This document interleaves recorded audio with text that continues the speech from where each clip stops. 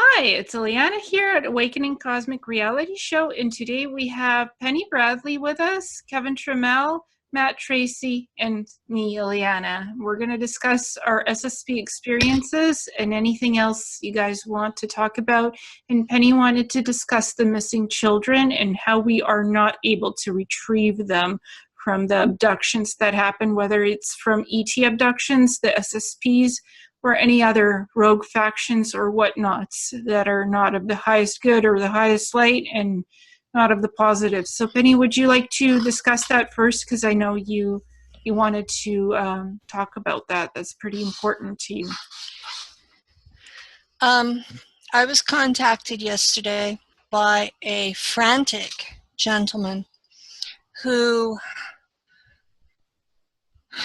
told me that his 11-year-old grandson had been missing for 24 hours at that point. It's now 48 hours and he still hasn't heard anything from him. If you have a child that is missing, call the police immediately. Do not contact us. We can't help. I want that to be very, very, very clear. Time matters when a child is missing. And I know you think that all these abductions are just for a secret space program or black ops, but they're not. You've got wackos that crawl into kids' bedrooms and make off with them. I would say 90% of abductions on planet Earth are done by criminals, not by the black ops. So assume that it's some wacko crawled into your house. Do not assume it was SSP. The black ops almost always return a child to within 15 minutes of when they took it. If the kid is missing for 24 hours, it's not the SSP. Yeah, for kidnappings and stuff, the SSP stuff, the abduction happens while we sleep. So sometimes our soul is transferred out of the body. We're sleeping. The body's sleeping while our soul is in an avatar body, in a cyborg, or in a clone, or in a whole other something else entirely. My body, I'm taken physically, my body's sitting in stasis, but they return me to within 15 minutes of when they took me. So you might check on me and find me missing for a little while, but then I'll be back. If you put the kid to bed at night and you wake up in the morning and the kid is gone, call the police. Yeah, or kids are grabbed after school or before school when they're walking to school or going to work or whatnot, or hitchhiking. That's dangerous from city to city. Yeah. So, you know, it's definitely report the child missing to the police, file a report, and tell them what happened. And if sometimes it could be an SSP abduction or an ET abduction, you still report it to the police, because the child could end up materializing, or not a child, or, you know, grown human being, whatever. They could end up in a different country or in a forest somewhere remote. The missing 411 children and adults, when they go camping, they end up taken by someone or something, and they're reported and they're not found for like years. And sometimes they reappear within, like, after being missing for years, they reappear in some remote place and have no memories of what happened to them. So anything or everything can make you disappear or abduct you. It's not just pedophiles and earthbound predators of the physical variety. There's all types of things that can kidnap you.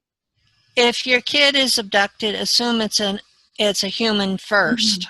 Yeah. And notify the authorities and do what you can to find the child in 3D Earth reality. And don't assume that just because we have survived the SSP that we can rescue kids from them. We're still taken, at least I'm still taken on a regular basis. I can't make them stop taking me. So how am I supposed to get your kid back? And you made a good point, Penny. If it's the black ops, you're right. If a parent, it'll be within that like 15-minute window. So a parent will look in the bedroom, like in the middle of the night to check on their little one. They'll look in the bedroom, and be like, "Oh my God, my kid's gone." We'll like frantically search through the house, and then they go back upstairs, and the kid's back in bed, and they're like, Exactly. "No, no, I could have swore that you weren't in your bedroom. I looked all over your whole bedroom. I was calling out your name." And then the kid, has experienced missing time and will be disoriented, and it'll be like a trippy experience where like the parent looked in the bedroom, the kid wasn't there, and then 15 minutes the kid's right back in the bed. And I think this is a good segue to get into what happened to Matt as a kid, because I understand, Matt, you had some abduction experiences as a young child. Yeah.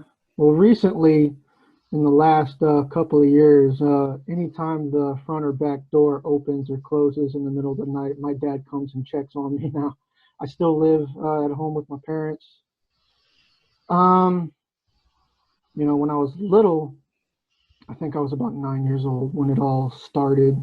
Before that, I remember grays being in my room all the way back from the old house when I was 3, 4. Moved into this house when I was 5, and it was still continuing. Grays would come in and just be there, standing there, staring at me. And sometimes they would come right up to the bed, and it felt like their eyes had become like this black, endless chasm. It's almost like I was being sucked into their eyes.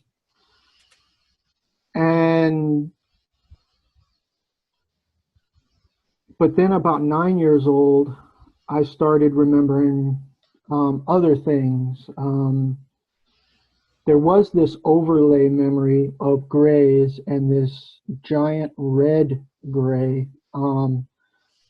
Same proportions as the smaller grays, just larger. They didn't look like a tall gray at all, but it was red, few strands of black hair, blue eyes.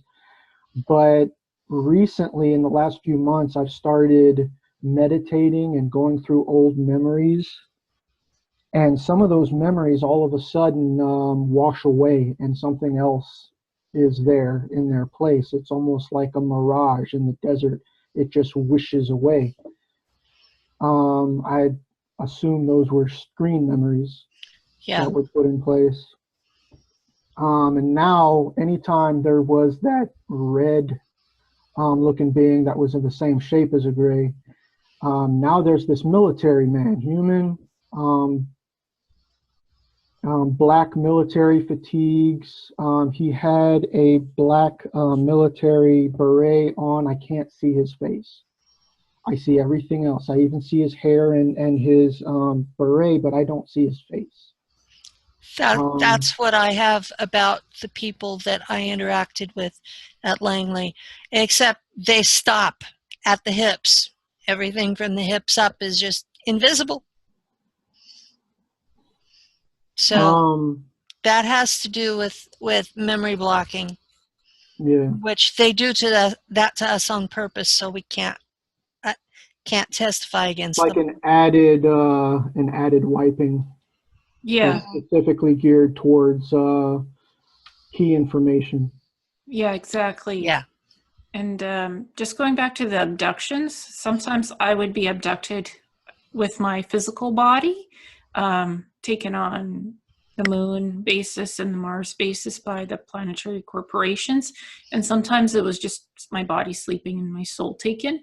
And I would always see human personnel on those bases, and sometimes working with reptilian humanoid ET hybrids and Nordic ET human hybrids, because they breed hybrids on those bases in the cybernetic labs. They make cyborgs primarily on those bases on Mars, but they also breed different ET human hybrids that look very humanoid, but they have reptilian characteristics, the scales, the different skin color, pretty much look humanoid, but you could tell they're hybrids because of the different pale skin color and the scales, or just the Nordic looks with the big blue eyes, the white blonde hair, tall, like 8 foot, wearing blue smart suits. The humanoid reptilian ETs would also wear smart suits. Very beautiful. I mostly saw women hybrids working with me. So I don't know why I was primarily placed with women. And were they missing their faces sometimes? No, I would see them clearly, and I would see the human personnel clearly, their uniforms and stuff. I don't really remember superiors, like the really top-ranking superiors. Names, I could tell you species, like reptilian human hybrids, Nordic human hybrids, but I don't really remember specific names of superiors and commanders. I remember ships.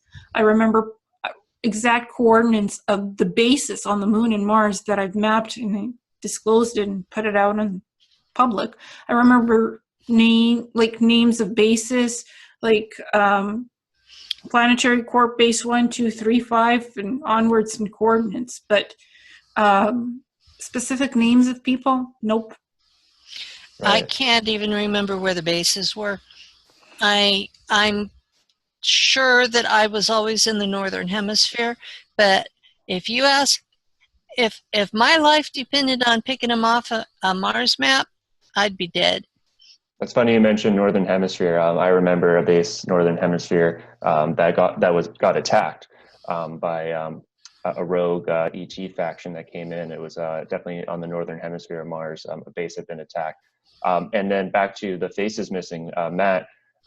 That's really interesting because I've also experienced that. I had a recall in the underground barracks, and I was able to remember KJ, and Dave Merrow was there. But all the other people, including the commanding officer, when he walked in the morning, their faces are gone.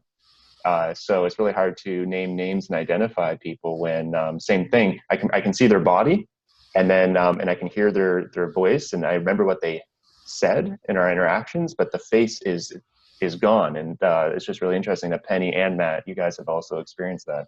Yeah. I don't remember hearing any sounds. I have no memory of sounds at all, even in this 3D life. But I remember everything. I remember any memory that pops up. It becomes vivid enough to where I remember the walls and the floor and the ceiling. I can describe the bridge that I served on to a T of what I looked at. I remember, just what I saw. When you walk in to the bridge, everything on the left side, I have no memory of looking in that direction, so I don't remember any of that. But everything on the right side, I remember. Where I only remember my actual workstation and not how I got there or how I got back. I remember my workstation. I remember the officer's mess. I remember my cabin. And that's it. I don't even remember the corridors. But I do remember the music that was played on the ship, because they played a lot of classical music, because I was on a Nachtwaffen ship. They played a lot of Wagner, and they played Holst's Jupiter at a certain time every day, because that was the theme song in the officers' training school. So they played it for us as, you guys are officers. And the version that they sing in British military, they had that translated into German, and we sang that. And there's a line in it about all earthly things above, and we related that to us. So that's one of the things that I really keyed in on, was that music. Yeah, the only thing I remember as far as the rest of the ship goes, aside from the bridge, is this one corridor.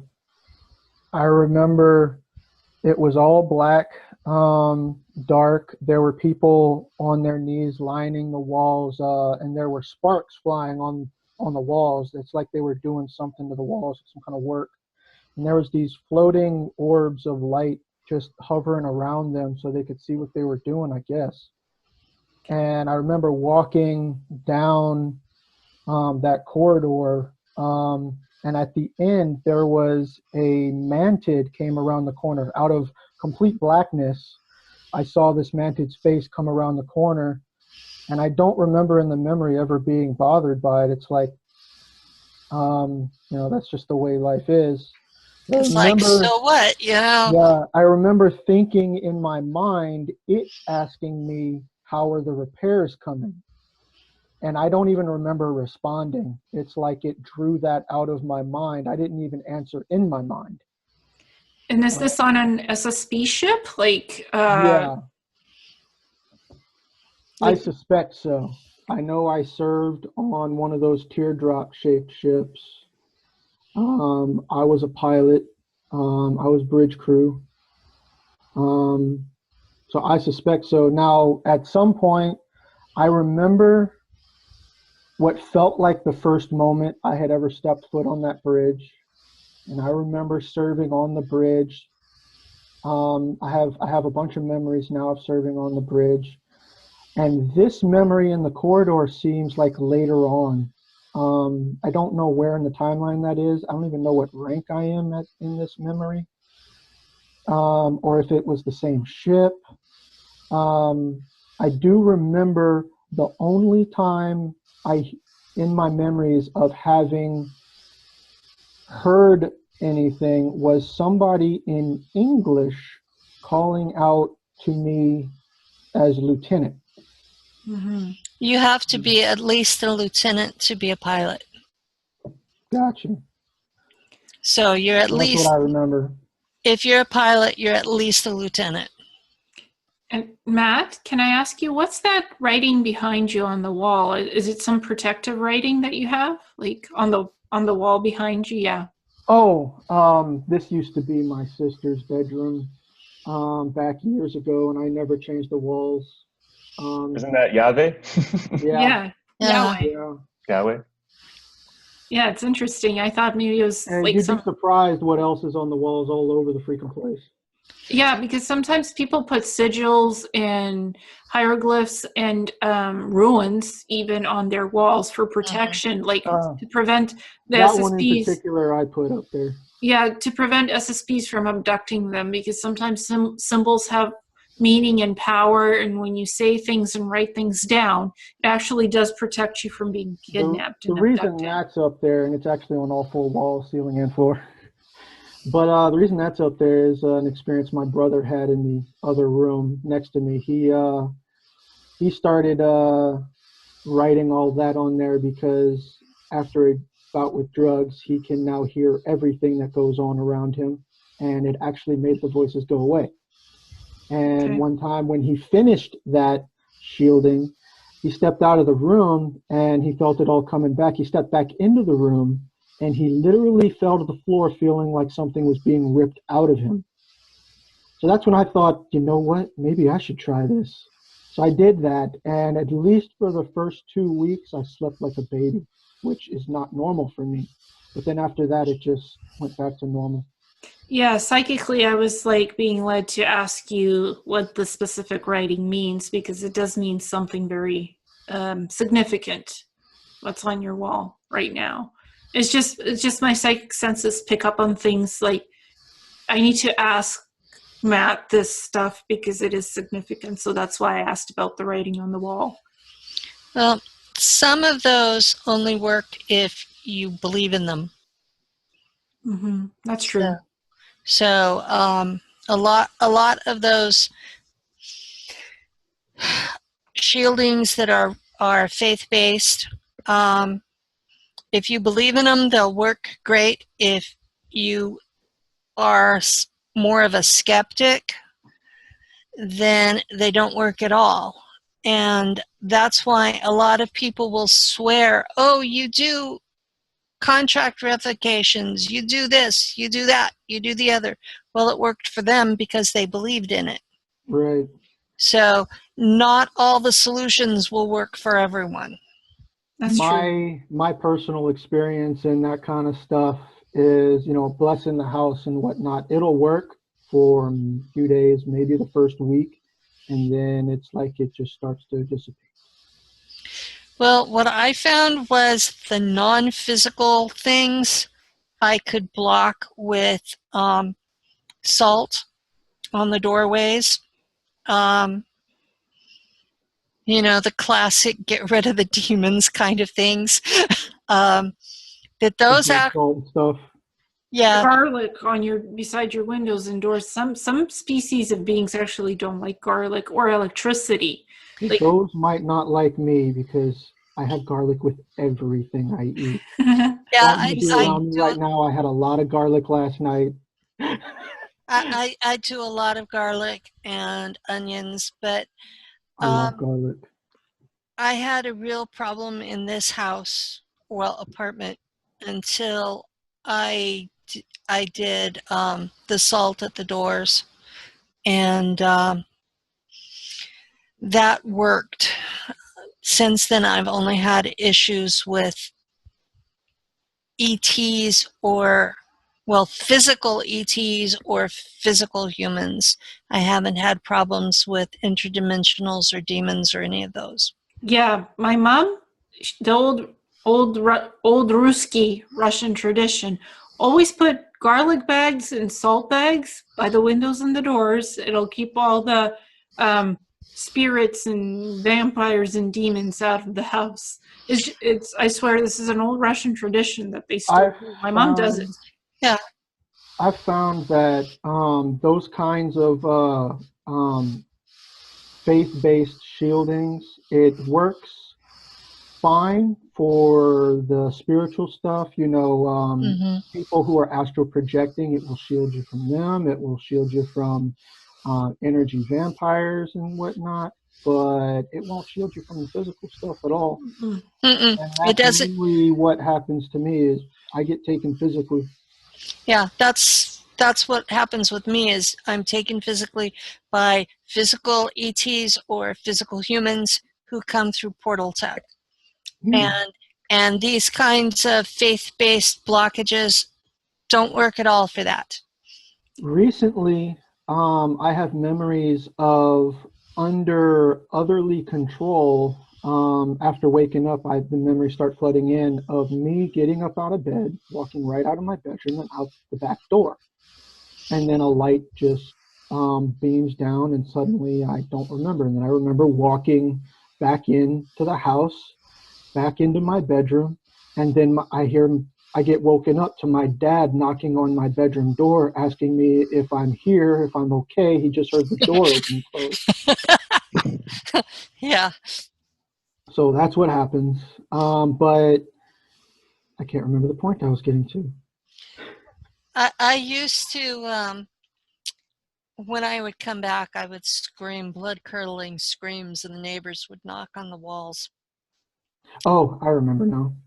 When I was little, I remember being lifted up and going straight through the wall out to the front yard under a beam of light, and That's then portal floating tech. up to the beam of light. That is portal tech. Yep.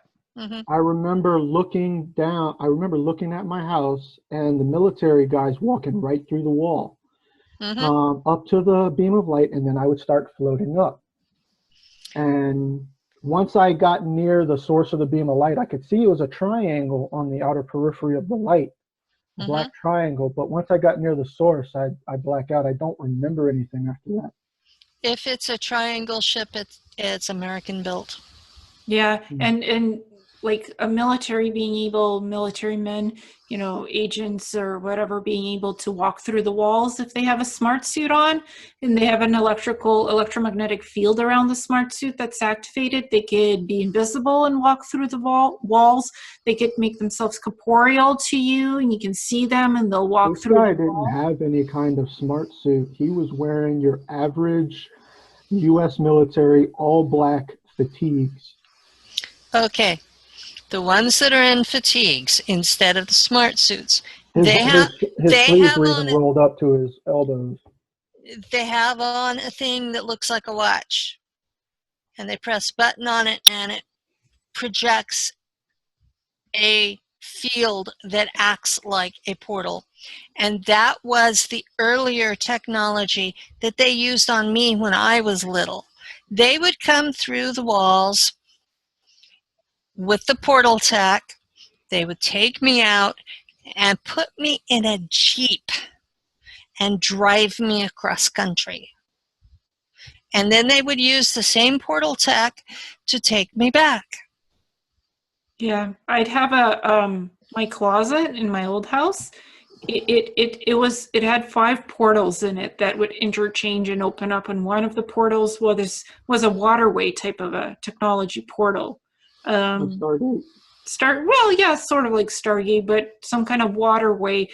I would hear at 2 a.m. or I'm like, the windows are closed in my bedroom, so all windows closed. I was terrified in my closet when I was little. No, I just keep it closed. So like then I'd hear the water. I'm like, hey, come join with us. Come run. Go to Altaris. Want to go to Altaris in the Pleiades? Where you see the closet behind me? Do you see any doors on it? No. Exactly. It's kind of become an obsession of mine. I don't have doors on any of my closets. It doesn't matter. The portal opens up whether you have a door in your closet or not, and they call you and like, want to go? It's kind of a fear of mine from when I was little. I was more afraid of the closet when it was closed. If I can see everything that's going on, my stress level goes down. Yeah, it's a good coping mechanism. I know what you mean, because that closet door being shut, you don't know what's on the other side of the door. At least it's like being in a room that's all black. Yeah. Or in the open ocean. All things I'm terrified of. I tend to be calmer if it's completely dark. I do better with the psychic sensing what's there than I do visuals. Visuals tend to throw me off. When it's all black, all of my senses are heightened, both my physical and psychic senses. I see, hear, feel everything, and then I can't sleep because I can't turn it off. Well, I've been 5.5 years of lucid 24/7 unless I take sleeping pills. So at least the sleeping pills, I can go out and actually sleep for a while till they wear off. That's part of why I spend so much time sleeping is I take the sleeping pills and then my system doesn't process them like normal people, so they last twice as long. I get that too. So,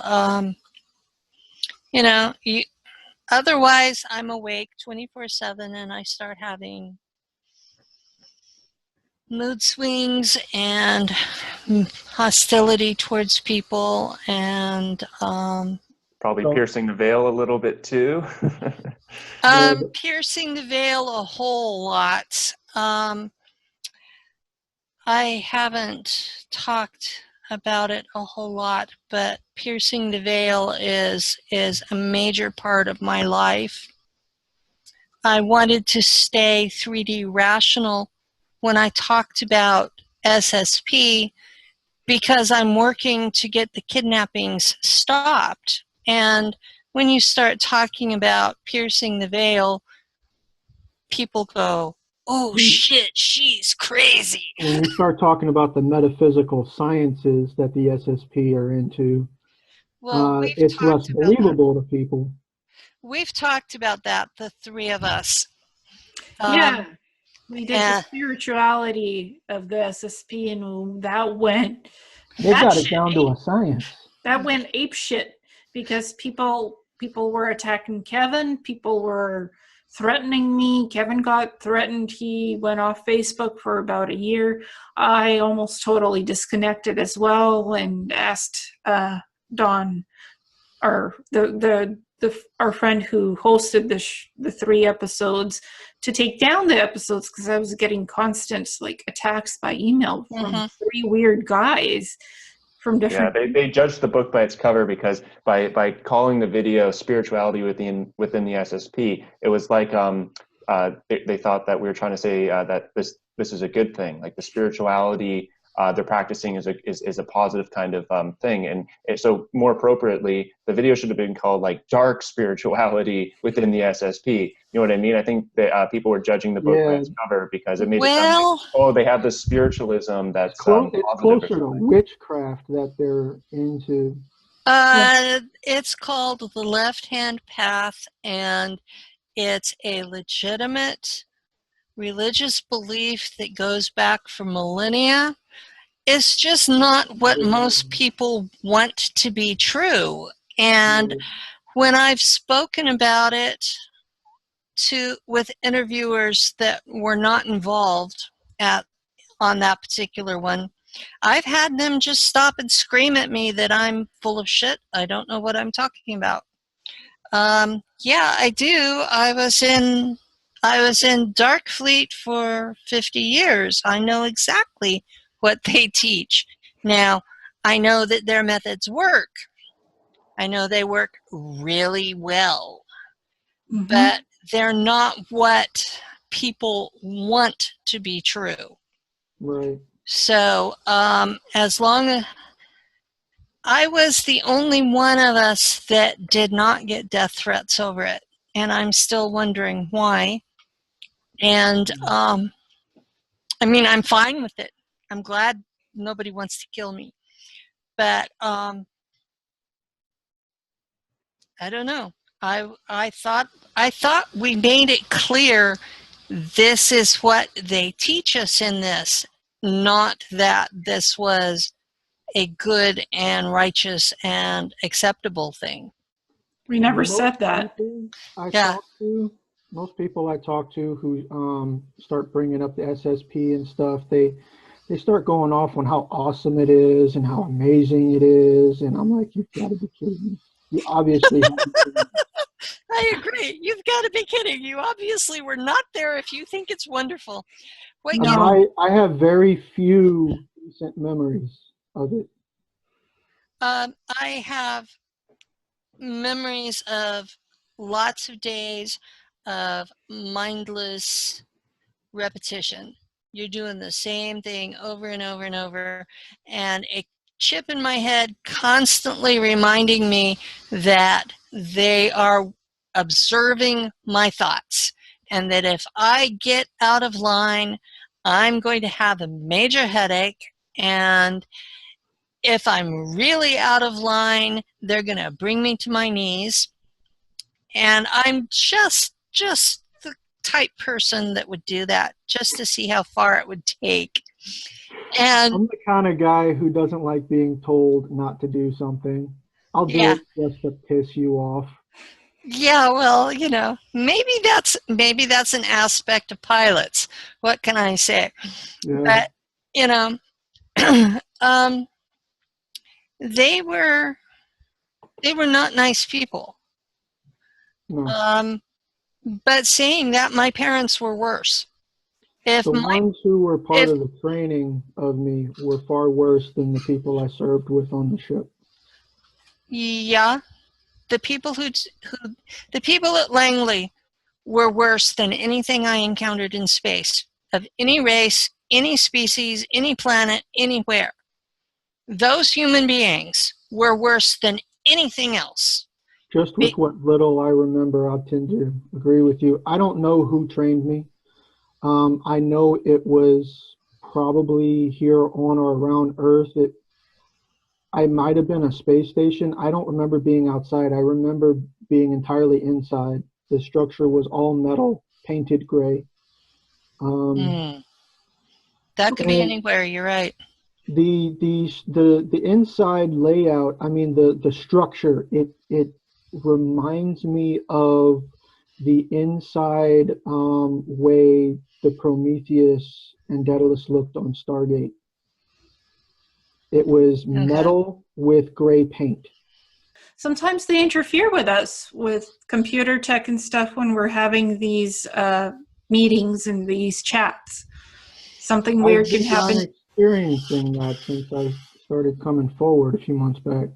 Yeah, the computer suddenly shuts down just before you're due to have a chat or an interview or whatnot. The speakers don't work. The Or if sound is I'm just crap. talking with somebody about it, Yeah, that happens the sometimes. Facebook Messenger will completely just shut down. Yeah, you say Space Force, Space Command. I've had where that. Kevin and I were having an interview, right? And I say, let's talk about the Space Force, Space Command. And sound gets cut off and nothing records. And Kevin's talking. Yeah, we had to record our interview twice because the first time it didn't even record when we were talking about the Space Force. And then the second time it happened again where just that part got cut out. Yeah. I don't remember which video it was, but I remember watching a video with you, Kevin, and it was like half the time I couldn't hear what you were saying. Yeah, there's quite a bit of interference when you say certain keywords, that's for sure. Yeah, and Kevin, we were discussing the Saturn moon matrix, and Robert Morning, like, what's his name? Morning Star. Morning Sky. Yeah, Morning Sky. Yeah. There's a Morning Sky and a Morning Star. Robert Morning Sky, he's the author of Terror Papers, the Hopi Apache. Okay. Yeah, and we were discussing how when the body dies, the soul leaves the body and it has its experiences and it's learned its life lessons. So it's good if it's balanced out and everything is taken care of. You have a positive outlook. Like Robert Morningstar, obviously. Morning Star is the Yeah. UFO researcher, and Morning Sky is the Hopi Apache. That Morning Sky, yes. Yeah. So, yeah, we were talking about how Robert Morning Sky, the Apache fellow, how he wrote in the Terra Papers that don't go into the white light tunnel or the blue light tunnel because that's a soul trap. Any being can make a holographic projection and tell you it's your family, it's your dog, your cat, your loved one who's passed away, and it's greeting you. So go into the tunnel, it's heaven, you'll be safe. But you're not safe. It's a holographic manipulation to trap you into the soul reincarnation trap again, over and over, the cycle of life. Whether you want to go back to the 3D or whatever dimension, you walk into the tunnel, you veil of forgetfulness kicks in, you forget this lifetime, your other lifetimes, everything. You forget, you're blank slated, and that's technology that SSPs can do. They have blank slating, so do they these. And they do that to everybody during the death process. If you go into the white light, it takes a lot of light to reprogram the brain. So the white light contains all the colors, and it overloads your astral body and or energy body, whatever you want to call it. And you get blank slated, and it's like hitting the reset button on your video game without saving. So you have to heard of that before. Square one again, the first level, which would be being born all over again. And but all that information and data has been deleted because you didn't save it. So you have to literally start from square one. And then that's the reincarnation soul trap that we're caught in. We're stuck. We've been stuck in 3D for a very long time. And if we could only remember our past lives and our experience, humanity would have evolved out of this a long time ago. But how can we be expected to evolve if after every lifetime, all the experience gets deleted and we have to start from the first level all over again? Yeah, and basically Robert Morning Sky, what he wrote in the Terra Papers from what Kevin told me, is that turn away from the white light or the blue light, look ahead for what you want for yourself after passing, what your soul wants. Charter your own path, your own course, where you want to go into the universe or universes, dimensions, whatever, wherever you want to go. So turn around, don't look at that white or blue light, don't go into the tunnel, chart your own course. And if you still want to go into the tunnel, it'll be there no matter what. If for some reason you're guided to go into the tunnel, it'll be there. But have a choice, make your own choice before going into that light, before being lured into it. Choose your own path, where you want to go, your freedom, whatever you want to do, whether that's a human body, reincarnating again, whether you want to be an energy being with semi-corporeal body or just pure energy, choose your own path. The light will still be there if you want it to go into it. If you want to reincarnate and forget everything, that soul trap will be there for you no matter what. The being will still be there to entice you. The soul has a choice. And when after your death, right, you're given that choice. Go into the light or make your own choice. And there's always a being that is you in the afterlife that greets you. You greet yourself in you're given that choice. Listen to that, to yourself, where you want to go instead of the white light. That's offered, the white light is offered, but you yourself, the higher self that is you, asks you, well, do you want to go out into the universe instead of the white light? And there's that other being that's like, go into the white light. I'm guiding you in, sucking you in. Who are you going to listen to? Your higher self, yourself? Well, I've got a monkey wrench to throw into that. Go for it, Penny. You know that Nachtwaffen has tech. Yes, the soul trap tech. The soul trap tech, yes. If they happen to be around when you die, they can trap your soul as it's released and hold it in the magnetic bottle. And they hold it, if they hold it there for 4 months, it will forget everything, just like the reset button. If they hold it for 2 weeks and put it into a clone of you, it will be just like you never died. And all of the personnel who ever served in any of the SSP Black Ops, I'm talking everybody out there, Kruger, Monarch, Nachtwaffen, Solar Warden, they have tissue samples on every one of us. All the millions of us that have ever served, they have tissue samples. So if they also manage to trap your soul when you die, they can just re-up you. And keep you serving forever. You just spoke about something that has been hitting home to me. Monarch. I don't know who trained me, but lately I've been kind of suspecting something going on with Monarch, because the first time I heard the name a few months back, the name jumped out at me. It was actually, I was watching a trailer for a video game. And Monarch Solutions, there was this building in the video game that says Monarch Solutions on it. And the back of my head started screaming the words, what the hell is Monarch Solutions doing in a video game? I remember telling you. It's called soft disclosure. Right. When that happened, all of a sudden, my mind went somewhere else.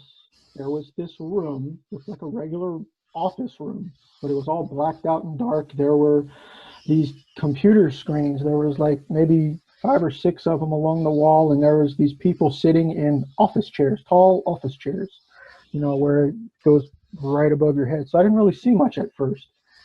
One of them turns around and notices me, and all of a sudden I see it looks like a human, but with grayish skin, popping veins out of his face, bald head, black eyes, and he's just staring at me. Then all the other ones turn around, in unison, and stare at me too. This thing all of a sudden follows me home, and is standing in front of me. I'm now physically back right here in my bedroom, and he's standing there in front of my window, inside my room, just staring at me. After about maybe 2 minutes, he turns around and goes back about his business.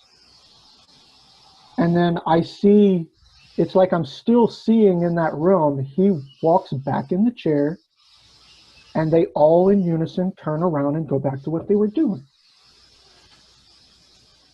Well, I think I might have remote viewed and had no, it's like I don't have control over all this stuff. It just happens. It sounds to me more like you are living two lives in this at the same time, and that your consciousness was actually aware of both of them at the same time. That happens to me, where that I'm physically in this body because in that timeline they've already sent me home back to where I was. So I'm in this body, but I'm also there. And the conscious awareness can flip back and forth. Interesting. It doesn't happen. It happens too often for me because I flip between. I have an altar that serves as a pilot for a shuttle that goes between the moon and Mars, and she is in a cyborg body. And I have a altar that's in a clone, and she was in Kruger and was recently, her contract was purchased by Nachtwaffen, and she's serving in a Nachtwaffen spy ship. And that's how I know Kael, that I did the interview with for Reality Brief, is because he is my commanding officer in that altar. And I will be in this body and flip into that, where that I'm seeing what's going on, I'm feeling what's going on, and I'm not the person in charge there. I'm like piggybacking. So I'm a witness to what happens. I'm not the driver. so you're remote viewing your other self on that timeline, essentially. Basically, except I That's feel really everything. I interesting. feel everything. I And don't feel that's how I have information about those two altars, is because I'm basically waking up piggybacking them. And I have no idea how this feels to them. So, I've been wanting to ask y'all, since we brought up the Monarch thing, what y'all know about Monarch. well, Ileana was in Monarch, so. Yeah, Okay. I was in Monarch Solutions in somewhere near the Madre Sierra Mountains. When I was 15, I was taken. And I think time travel technology was used to do that to me. And I remember being drowned near a cabin in the woods. And my brain basically made with drugs into a supercomputer. My left and right hemisphere worked in sync together, not differently, but the same. And I was being trained to open Stargateway portals naturally, like with my psychic abilities. Those abilities were augmented. So, and then being put into the 16 back on the planetary corporations Mars bases. First being on the moon, then Mars. 16 back through quantum leap time travel program, time dilation through time travel. So Monarch Solutions is the pre-training for the time travel SSP type of programs, like Planetary Corps and the time. Would they train pilots? They can train anybody, really. Pilots, psychics. I remember combat training. I don't remember flight school, but I remember being a pilot on a Nachtwaffen vessel. Yeah, anybody, basically. In Monarch Solutions, this was in the U.S., Sierra Madre Mountains. That's near California. So it's really different for everybody. But I had interviewed Jason Brown. He's an SSP experiencer and an asset. And he's like, talk to me about the Men in Black and how the Monarch assets, agents, came from Mars originally through time travel, and They originated on Mars. And the video game is all about Monarch's time travel technology. Yeah. So Jason Brown has a lot of different articles about it, and seems to be quite a lot of information. He seems to have a lot of information on it, and from memories of these experiences.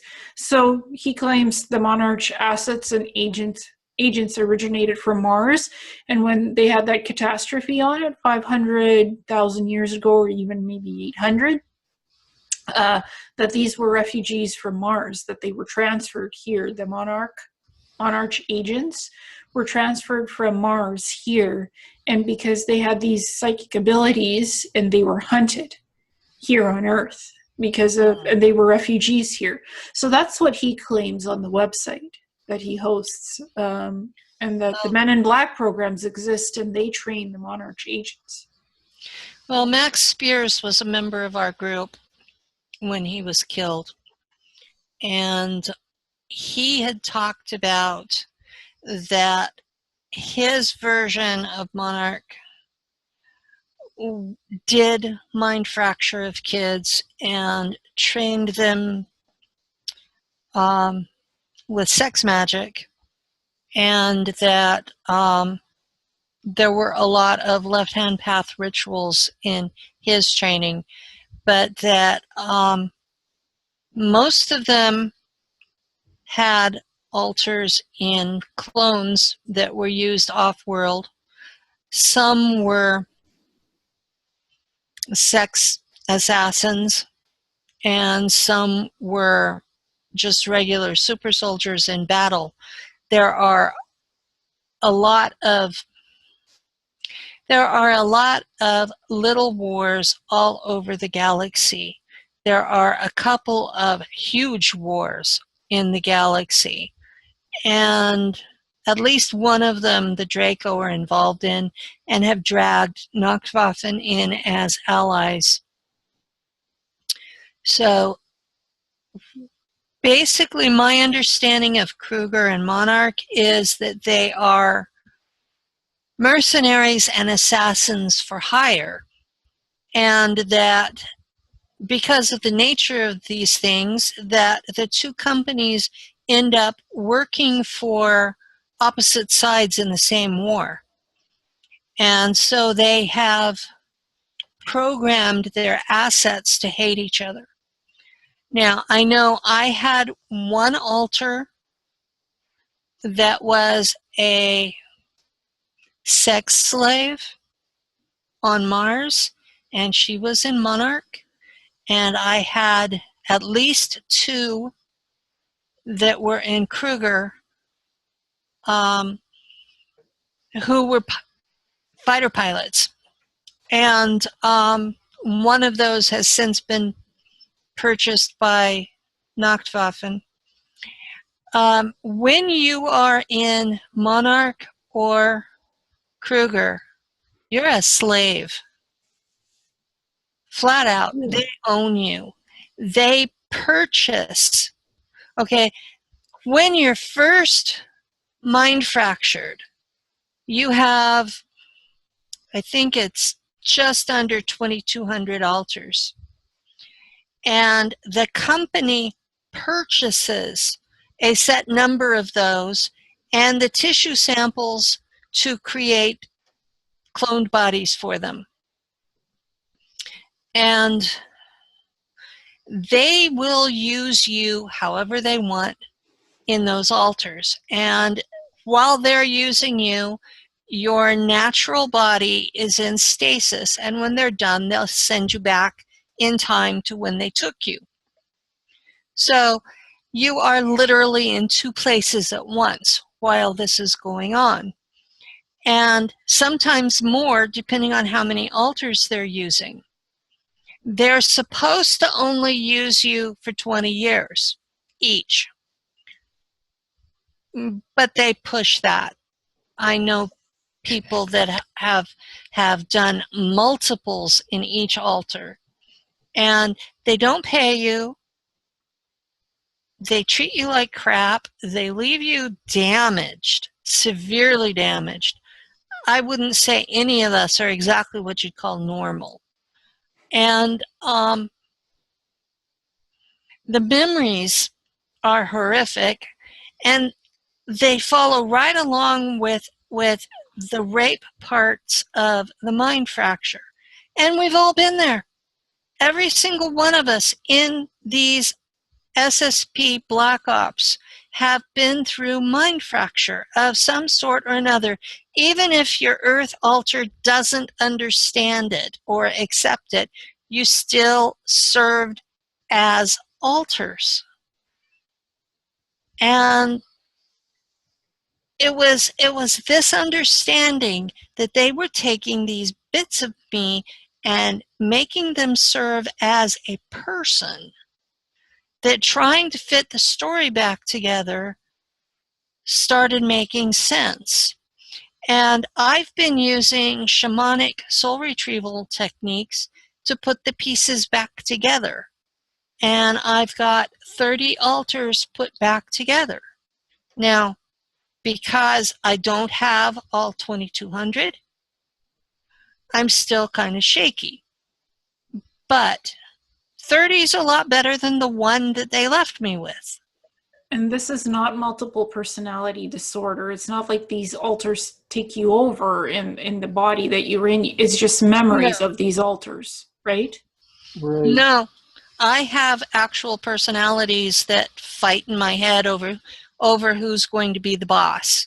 The one that was the one that I talk about, Langley and Mars, and then Nachtwaffen, she's a very dominant kind of person, and she keeps trying to take over. And I have to fight her because she has no ethical compass.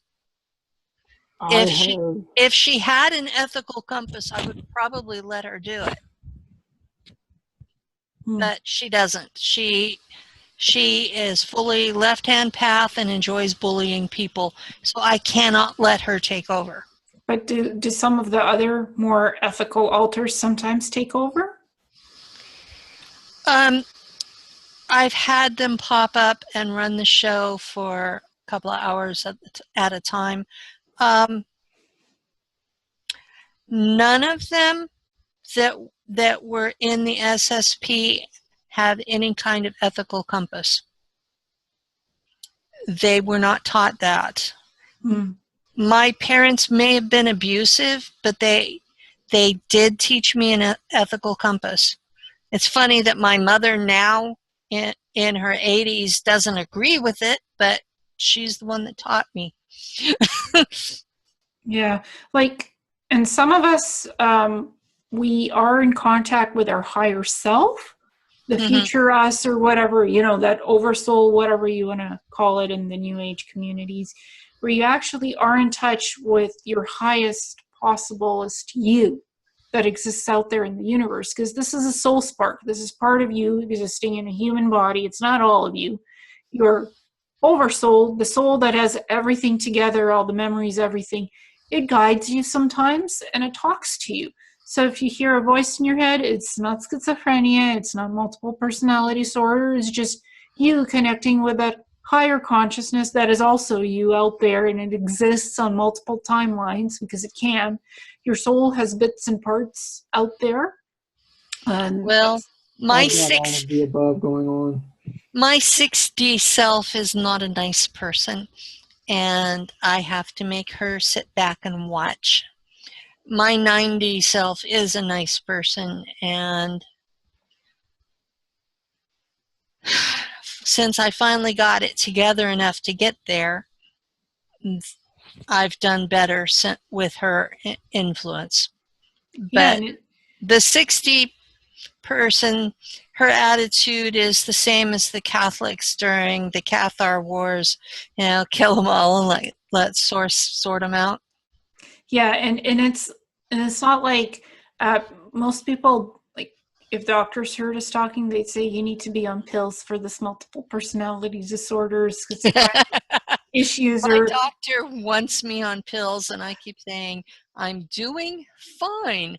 I'm using shamanic soul retrieval technique, and I'm using Jungian shadow work. So I'm getting treatment. I'm just not taking pills. Yeah, and I don't tell people about this aspect of my life at all. I look normal. So normal. Here we are. We're doing a video about it. Yeah, well, this is the like first time I've talked about it. This is like talk therapy to me. This is just a talked hobby. With my family. Yet. This is a hobby. My family knows about this. This is just a hobby. Like, I can't be on a computer for more than 2 hours because of my hemiplegic migraines. So, and I can't really go out that much either in public because light gets me and smell gets me, and I'm useless as an idiot with a hemiplegic migraine and can't think properly. So this is my only form of socialization with people through, Zoom, Skype, with friends. This is just like talking with friends. This is my basic socialization for an hour or two. And while we're on this topic of multiple personalities or alters, I wanted to ask Matt, being a pilot, is that a different personality, or is he like you? Well, if you asked me that a month ago, I would have said it was all me, that I don't have multiple personalities, that I was never mind fractured. Then some things started happening. I started asking those questions. It's like the pieces, I'm still putting pieces together, and those pieces have started to come together. All of my memories of the SSP, my thought processes, my intentions, my emotions are all different than they are now. So yeah, I'm different. It's like I have no empathy there. Yeah. And then there's also, since I was little, there's always been this feeling in the back of my mind that it's always like there's somebody else there looking through my eyes, just sitting back watching. I've never told anybody this until maybe this past week. It's like I've had that back too. Watching, and the way it feels is like he's waiting for something. Like he doesn't care about taking over unless something bad's happening.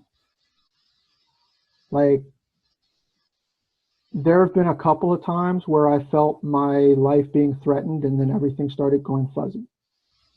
Yeah. It's only happened a couple of times. One time was in grade school when I was still in public school.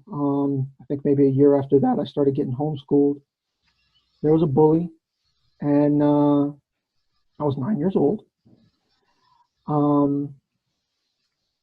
My brother used to protect me from him, but then he moved on to the next school, middle school. And then this bully tried beating me up, and I just told him to leave me alone. I got angry. I saw his punch coming at me, and then everything got fuzzy. I remember ducking. I remember coming up with my fist, and then I remember being in the principal's office. And then I remember him yelling, and then a whole while must have passed, because then I remember being outside of the principal's office and my mom closing the principal's door, and I remember screaming and yelling. And then I remember him coming out and apologizing to me for defending myself. The kid had to go to the hospital. I was told later on by my mom, who was a retired nurse, that if I had been a centimeter taller, he'd be dead, because I hit him right on the nose. And I went straight in. He had a shorter nose from that day on. I remember another time lifting another kid, same time frame, he's 9 years old. I remember lifting him right up off the ground and grabbing it. This kid was maybe my size, same size as me, and I can't even, at the time, even then, I couldn't even unlock my elbows to do a chin-up or pull-up. and I lifted this kid completely off the ground, slammed him up against the wall, and said, "Leave me alone." I remember the principal. This was after the first incident. I remember the principal just standing there pretending like I wasn't even there. Hmm. He never even reacted. It was as if I was invisible. Well, sometimes we can be invisible. Our psychic abilities kick in. When I think I was really there. I just think he was terrified of my mom. Okay. Well, he's probably in shock that you were able to do this. It's pretty unexpected. Yeah. Well, Those when were I the only was two 7, incidences that I was actually thrusted into that. when I was 7, my dad locked me into a closet with black widow spiders. I was talking too much while he was trying to sleep. He was working a split shift, and he'd about lost it. And so he had been beating me enough that I would sit and shake, and the school was threatening to have CPS come get us. So instead of beating me up like he normally would have done, he locked me in the closet. And having already formed a lot of altars, I formed another one, and I called her Louise. And she was able to sit quietly in the bottom of the closet and not attract the attention of the spiders. And I was just tall enough that all the coats were brushing across my head, so I was going insane while I was in there. And it was like when she split off, we traded places where she was dominant and she could do what Dad wanted. And I was in the back seat. And then once we were out, we switched places.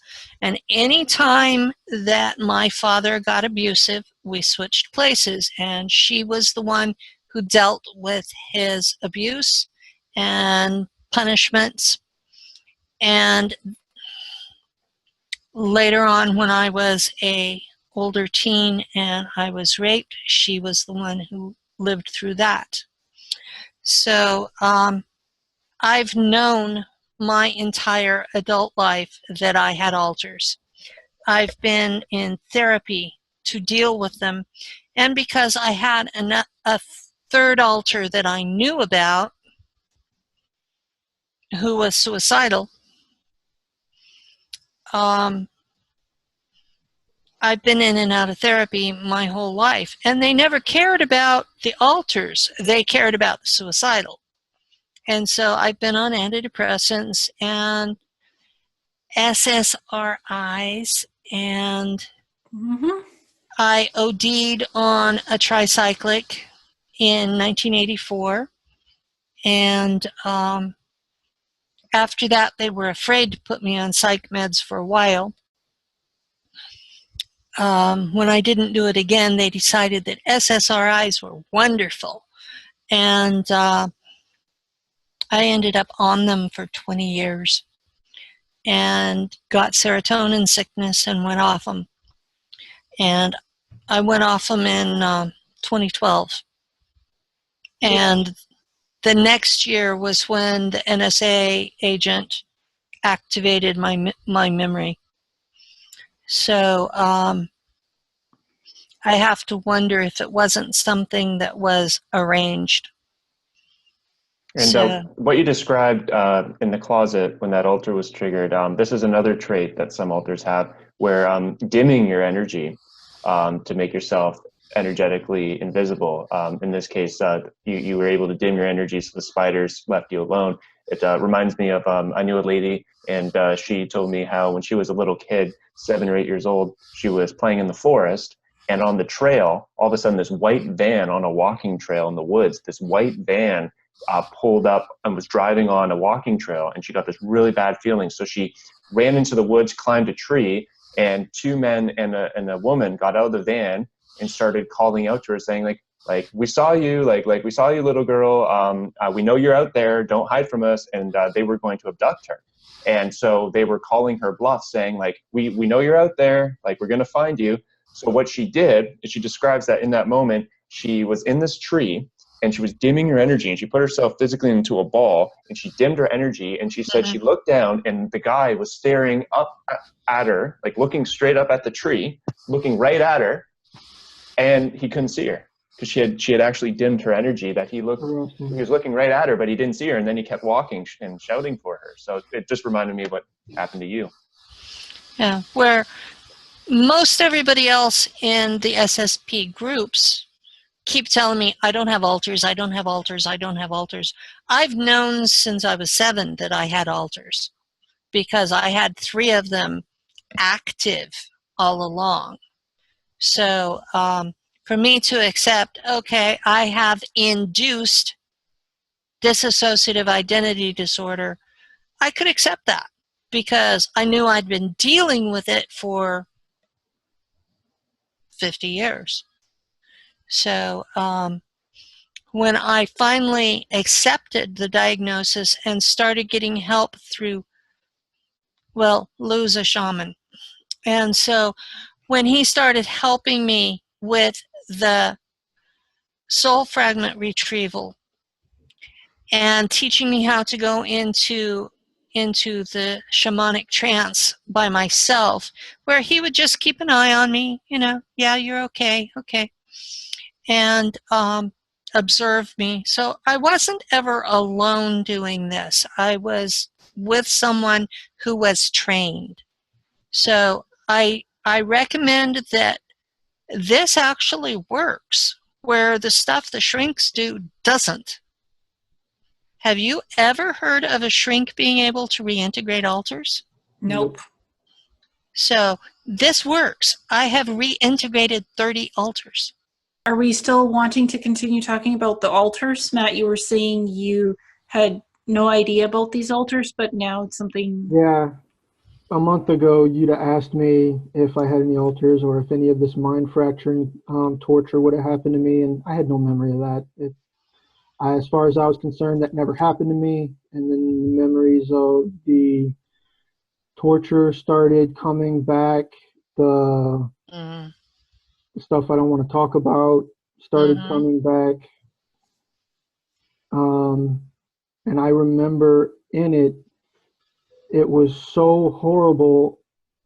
It was like they want you to disassociate. I disassociated so extremely that while it's happening to me, I remember watching it from across the room.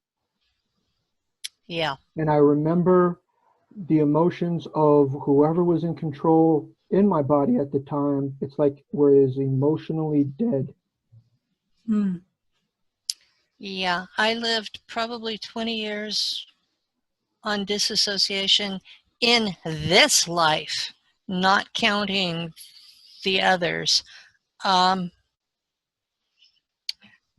Before my memories were activated, I had nightmares of being drowned.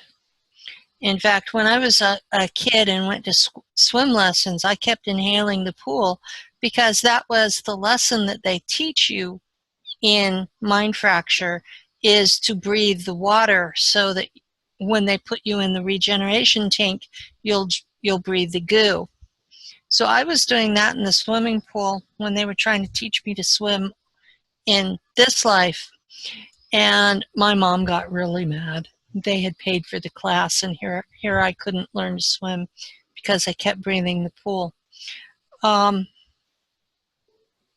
In retrospect, it makes sense, but drove her crazy. I also had these weird nightmares of an ugly little blonde kid. Wasn't me. No, this ended up being me. But this ugly little blonde kid, that this lady would open the door, a cabinet door, and the little kid would crawl into the wall and go all over the place and eventually come out somewhere else. And I kept having this dream. Didn't make any sense at all until one day I did, like you said, that the screen memory fell away. Yeah. And what it was they had a hole in the wall that they put me in it and nailed plywood over it and left me until I suffocated. and then they would pull me out and dump me back in. They would try resuscitating me, and if that didn't work, they'd dump me in the regen tank. And I think I talked to you, Ileana, whenever that the real memory came up, because I was so freaked out that's what it was. And I know you told me about it in the past. Yeah, you told me as well, and that the mantids have been able to heal you because they have their own regen tanks that they keep, and they can heal you. And the SSP doesn't always let us go into the regen tanks. They let us suffer through the pain as punishment. yeah. So there's different type of goo in these regen tanks, and the mantids have their own that they use to heal you. And so I do remember us talking about that. I actually did a presentation about the holographic medical pods, the portable Meditech units, and I briefly discussed the regeneration tanks and the different goos. So, Well, the regeneration tanks actually belong to the mantids, and Nachtwaffen leases them. I don't know what they pay for them. I don't know what the payment is, but I know that they lease them from the mantids, and that's part of why that they've started using clone bodies instead of natural bodies, is because when you use a clone body, you can't use the regen tanks.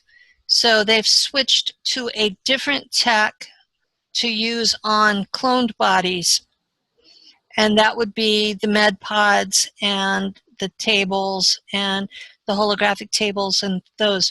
Because if you regenerate a clone body, you end up with the mind that would have been in the clone body had it not been possessed by the consciousness that was installed. yeah. And since it hasn't had a chance to develop or be educated, you end up with an infant mind in an adult body, and they don't want to spend the time or money to train it. And Matt, you were going to ask something? Yeah, I wanted to ask, what's the yellow liquid that I remember being submerged in?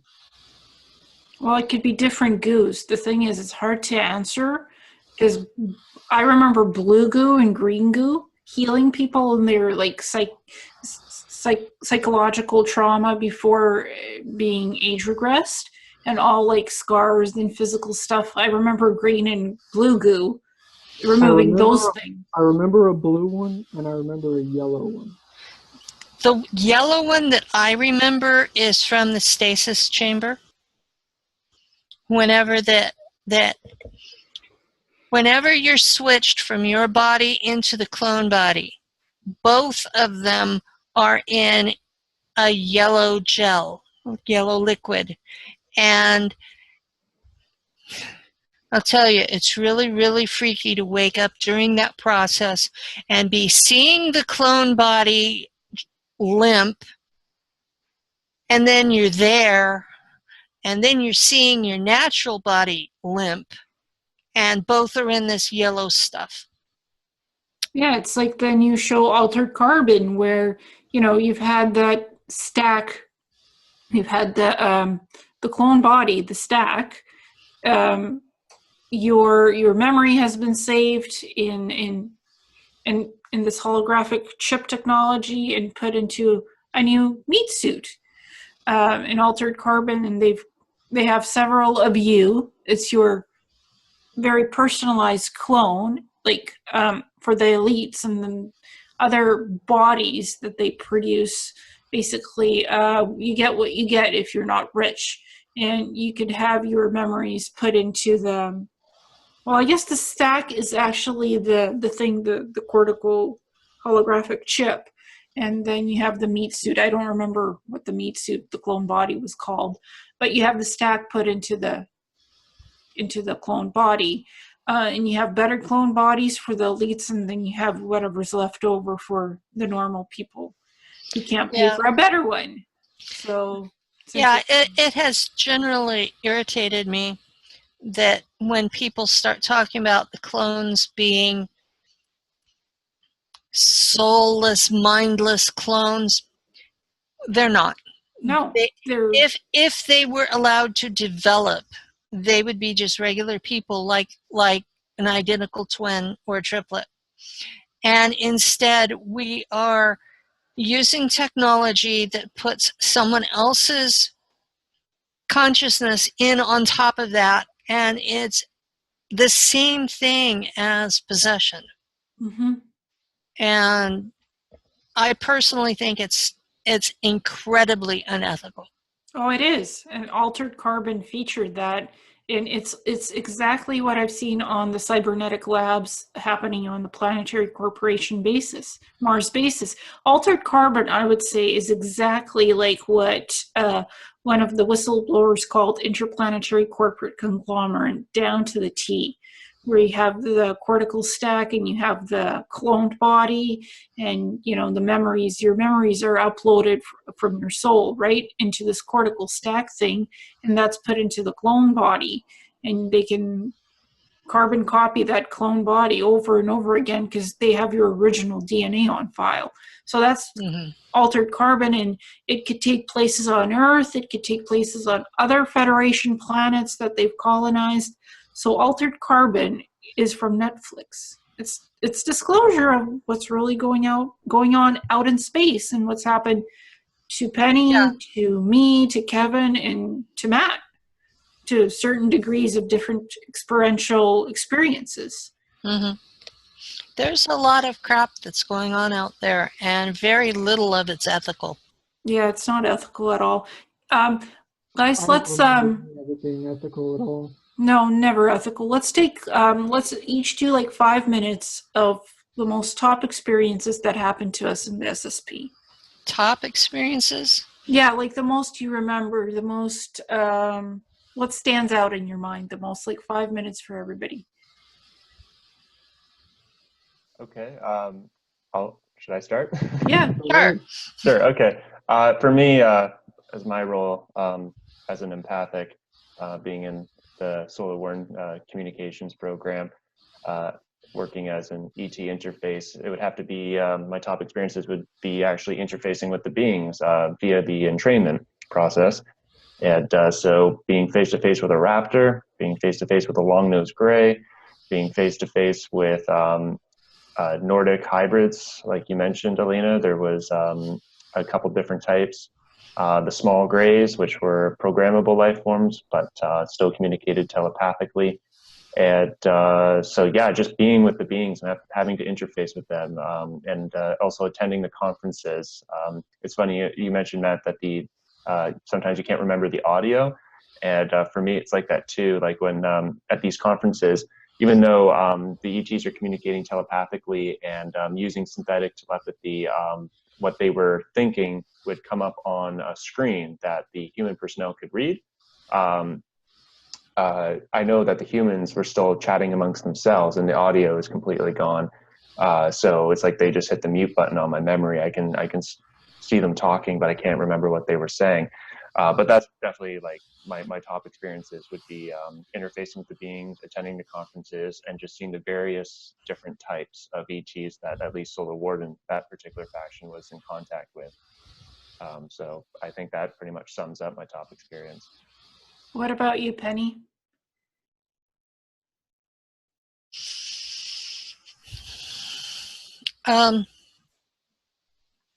Gee. Hard to choose one. There's a lot. I was in space in one altar for 50 years, and I've got memories from 3 others. One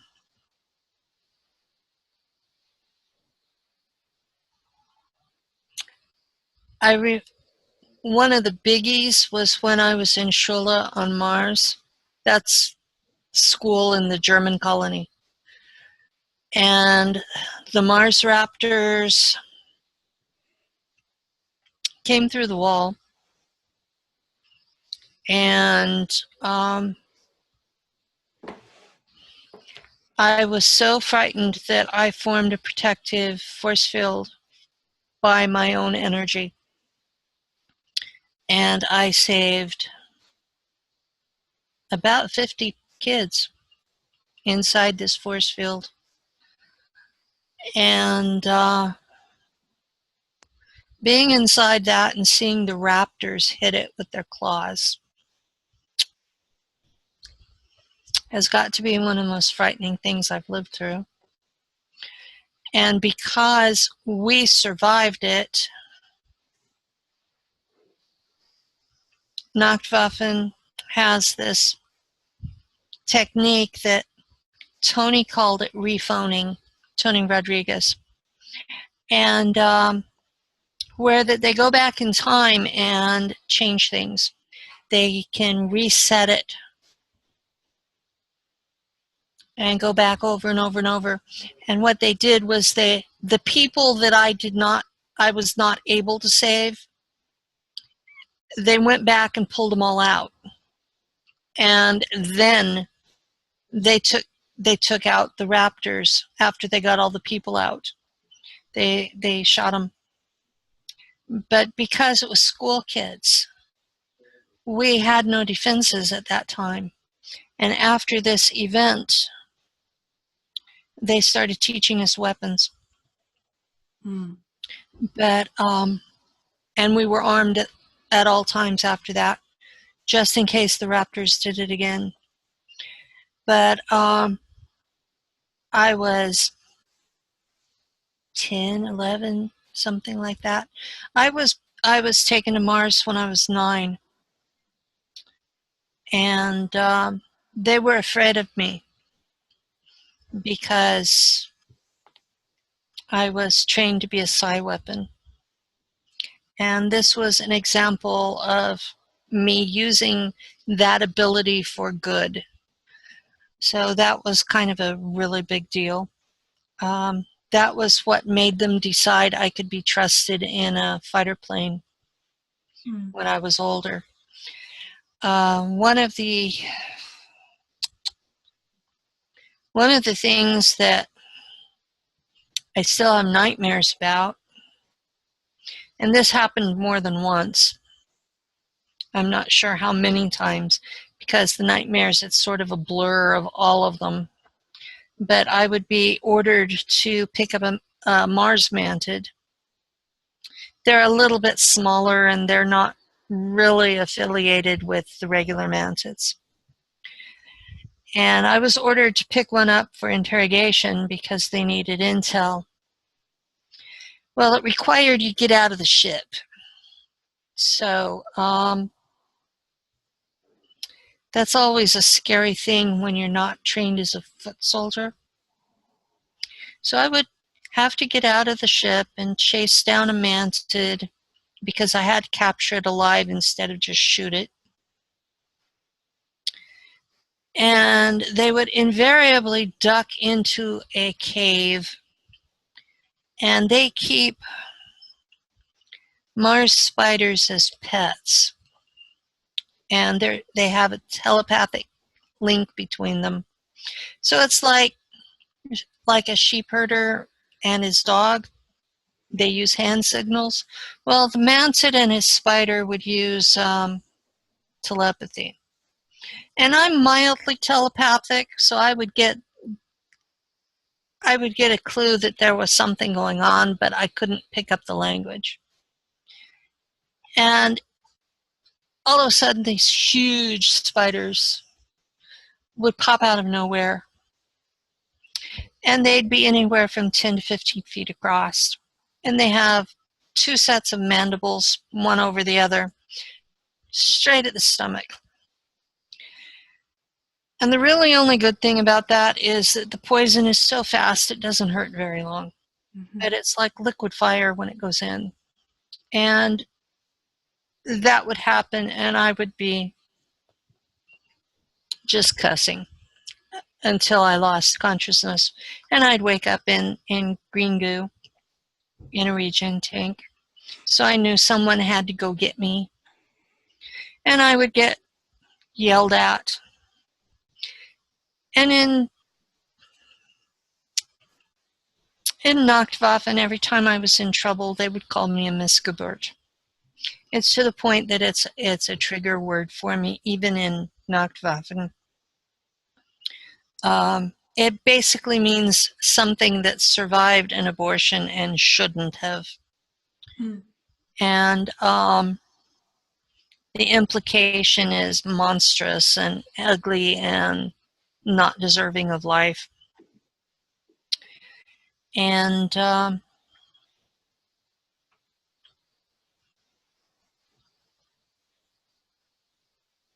then there was the incident where I got in trouble and got sent to regular Nachtwaffen instead of Mars militia. There was a man. He had been at Langley with me. And he had been in Shula with me. And that altar refers to him as a girly man because he was a little effeminate. But he was the guy that uploaded the stuff for the MarsNet. He was the guy that spent hours every day just uploading documents to the MarsNet, their version of our internet. And I fell in love with the guy. I mean, it was like we had been kids together. And we had an affair. And I ended up pregnant, I think, twice. And they would just take me and dump me into the regen tank to erase the baby and scream at me that I was not genetically clean enough to be part of their gene pool because I had been modified with Draco DNA. And I was sent to take out a raptor nest with my ship. And the ship gives you a picture of what's going on below. And the nest I was supposed to take out, he was being dinner. I don't know how they caught him, but they did. And I just completely freaked. And my ship's computer interpreted the freak out as fire all weapons. And I got into a lot of trouble, told that I was emotionally unstable, unpredictable, and unsafe to be allowed that many weapons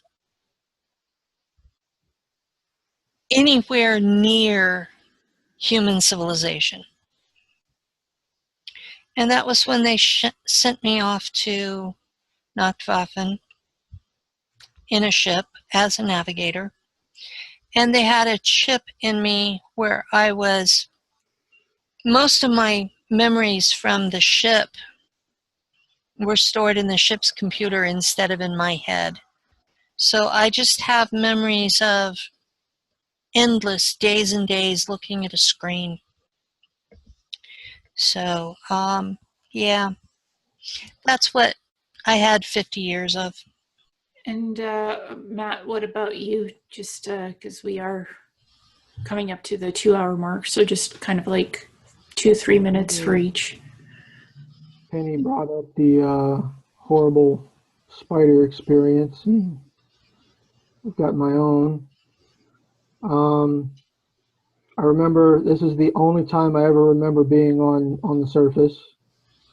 I remember standing there by, it was like a rock outcropping. It's like maybe roughly at head height. And there were a few other people there. They were in a different kind of suit than me, and they all had weapons. I don't remember holding any weapons in my hands. I remember a spider creeping up through the outcropping, through two of them, and going to grab one of the one of the other guys, and I remember seeing it before anybody else did. I remember yelling something, and then I pushed him out of the way, and it grabbed me instead by the legs. I remember screaming as it was dragging me off into a hole. And then I remember them just gnawing on me. They never injected me with anything. They were just gnawing on me. They took my left arm. They took both my legs. I remember screaming, feeling everything. And then all of a sudden, gunfire. After a long while, there was gunfire. And then that same guy I pushed out of the way is dragging me by the back of my neck out of the hole.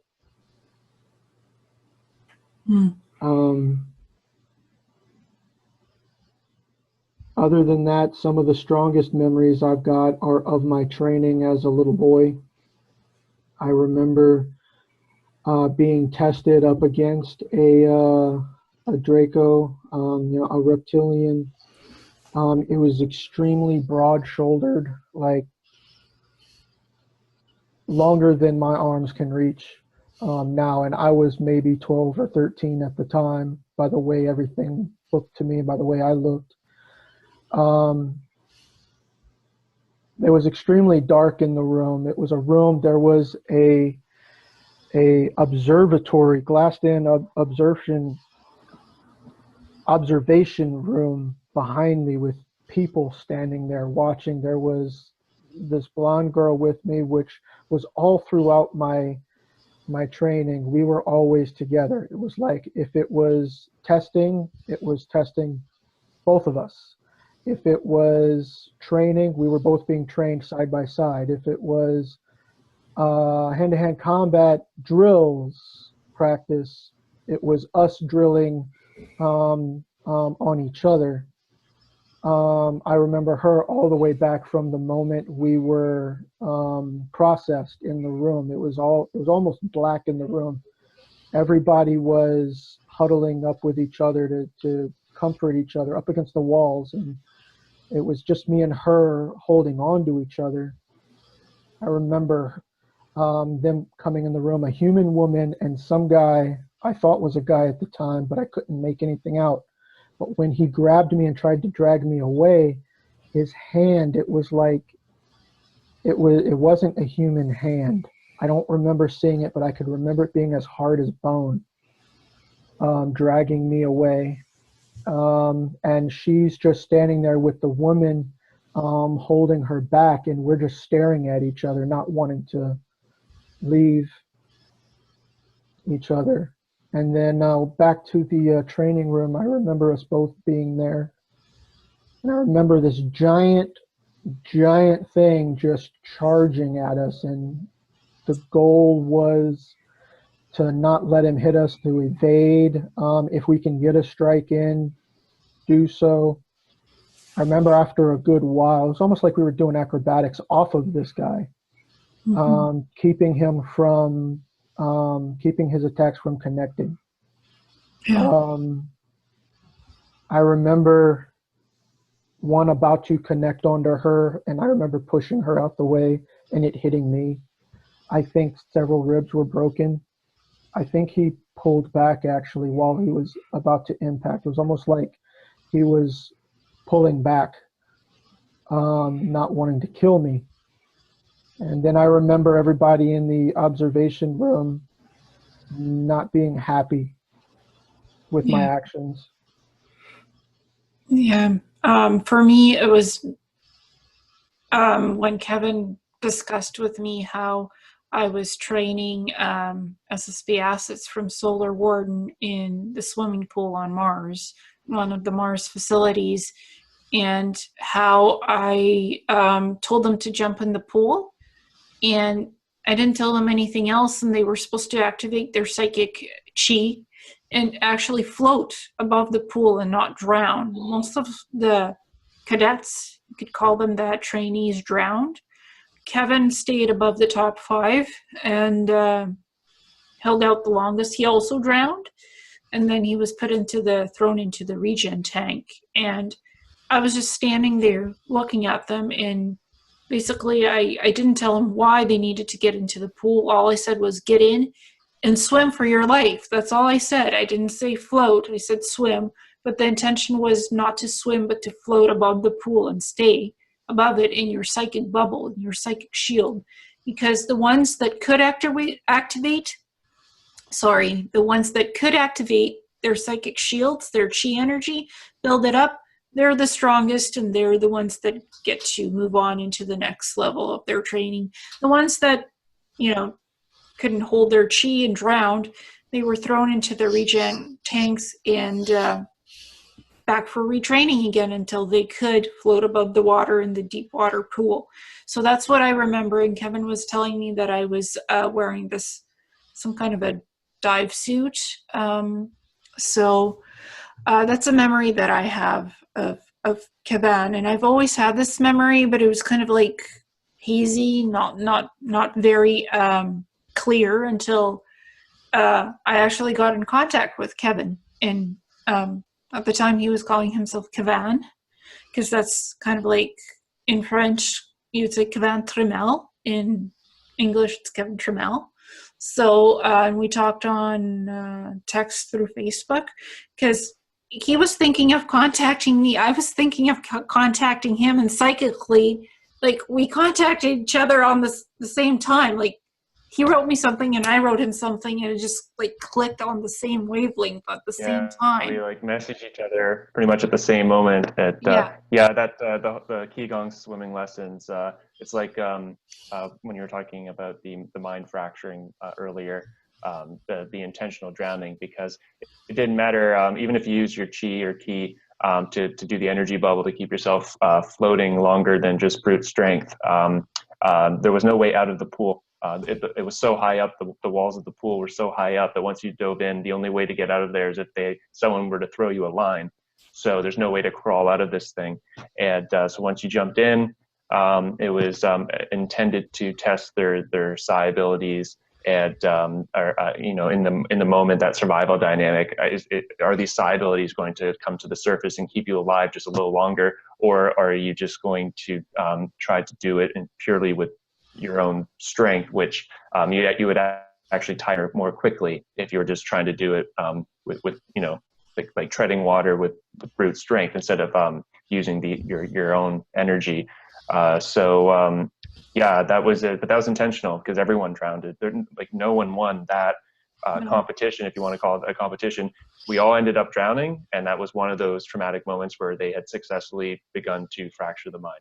Yeah, for me, it was to see who could stay up the longest with float above the water, and you're the toughest, and you get to progress to the next level of the program. The ones that sank the quickest had to stay back and redo the whole thing again until they learned the lesson. You have to activate your chi, your kai, your ka energy, and you have to float. If you don't float, you drown, and you go into the regen tank, and you're not rewarded by upgrading to the next level of the program and going off planet, going off Mars, being a pilot, whatever. You stay grounded, you stay dirt side until you get it done perfectly. So that's what these programs do. Well, thank you guys so much. This has been very interesting, and I've enjoyed meeting Matt, having Penny and Kevin back on the show. I think we've done 2 hours, and this has been very interesting. And I thank you, all of you, for being here today. And we'll do another one. Yeah, Okay. sounds good. Thanks for having us. Thank you, guys. And thanks, Matt, for joining us and sharing some of your very unique stories today. Thanks for having me. Thank you. Until next time. Bye. Bye. Bye.